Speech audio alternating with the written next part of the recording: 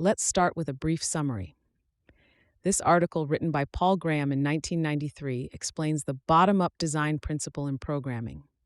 Graham states that large programs need to be broken down into parts, and these parts should be neither too big nor too small in order to avoid hiding complexity. He also suggests that you can shape the language of the program using the Lisp language, thus making the code clearer, smaller, and more efficient. He notes that bottom-up design is more suitable for programs that can be written by small groups, but it also expands the limits of what can be achieved with a small group. Before we dive in, I want to share a quick note about how this podcast is created. As you've probably noticed, this podcast isn't voiced by a human, but by artificial intelligence. I'm obligated to inform you of this beforehand, due to the rules of AI services. This podcast is made possible by our sponsor, Wope.com, an AI startup that combines content marketing with artificial intelligence to significantly boost traffic and revenue of your startups. For all the latest content, be sure to follow me at x.com/yigitkoner. Now, let's turn our attention back to the essay, The Bottom-Up Approach in Programming. Original title, Programming Bottom Up.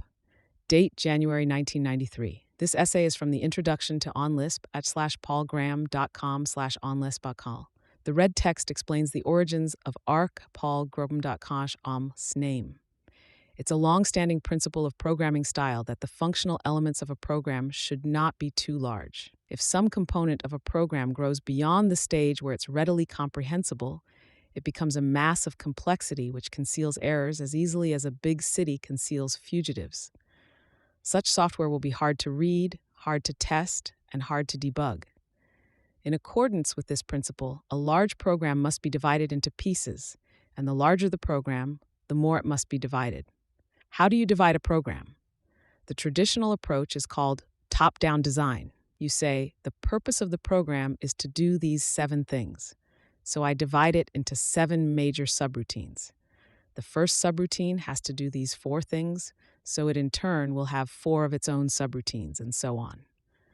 This process continues until the whole program has the right level of granularity, each part large enough to do something substantial, but small enough to be understood as a single unit. Experienced Lisp programmers divide up their programs differently.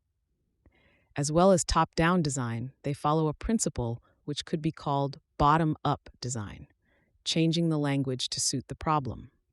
In Lisp, you don't just write your program down toward the language, you also build the language up toward your program. As you're writing a program, you may think, I wish Lisp had such and such an operator. So you go and write it. Afterward, you realize that using the new operator would simplify the design of another part of the program, and so on. Language and program evolve together. Like the border between 2 warring states, the boundary between language and program is drawn and redrawn until eventually it comes to rest along the mountains and rivers, the natural frontiers of your problem. In the end, your program will look as if the language had been designed for it. And when language and program fit one another well, you end up with code which is clear, small, and efficient. It's worth emphasizing that bottom-up design doesn't mean just writing the same program in a different order. When you work bottom-up, you usually end up with a different program. Instead of a single monolithic program, you will get a larger language with more abstract operators and a smaller program written in it. Instead of a lintel, you'll get an arch. In typical code, once you abstract out the parts which are merely bookkeeping, what's left is much shorter. The higher you build up the language, the less distance you will have to travel from the top down to it. This brings several advantages. By making the language do more of the work, bottom-up design yields programs which are smaller and more agile. A shorter program doesn't have to be divided into so many components, and fewer components means programs which are easier to read or modify. Fewer components also means fewer connections between components, and thus less chance for errors there. As industrial designers strive to reduce the number of moving parts in a machine, experienced Lisp programmers use bottom-up design to reduce the size and complexity of their programs. Bottom-up design promotes code reuse. When you write 2 or more programs, many of the utilities you wrote for the first program will also be useful in the succeeding ones. Once you've acquired a large substrate of utilities, writing a new program can take only a fraction of the effort it would require if you had to start with raw Lisp. Bottom-up design makes programs easier to read.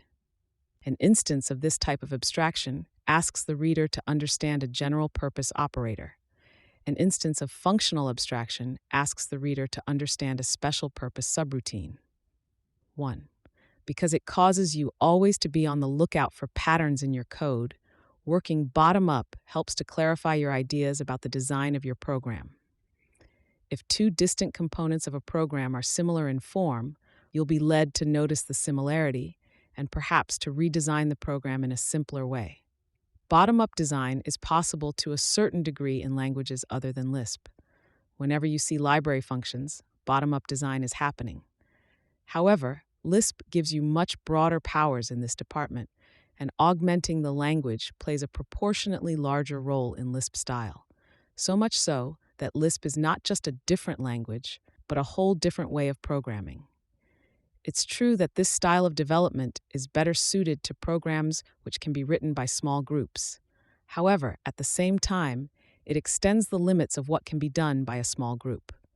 In the Mythical Man Month, Frederick Brooks proposed that the productivity of a group of programmers does not grow linearly with its size. As the size of the group increases, the productivity of individual programmers goes down. The experience of Lisp programming suggests a more cheerful way to phrase this law. As the size of the group decreases, the productivity of individual programmers goes up. A small group wins, relatively speaking, simply because it's smaller. When a small group also takes advantage of the techniques that Lisp makes possible, it can win outright. /avg.html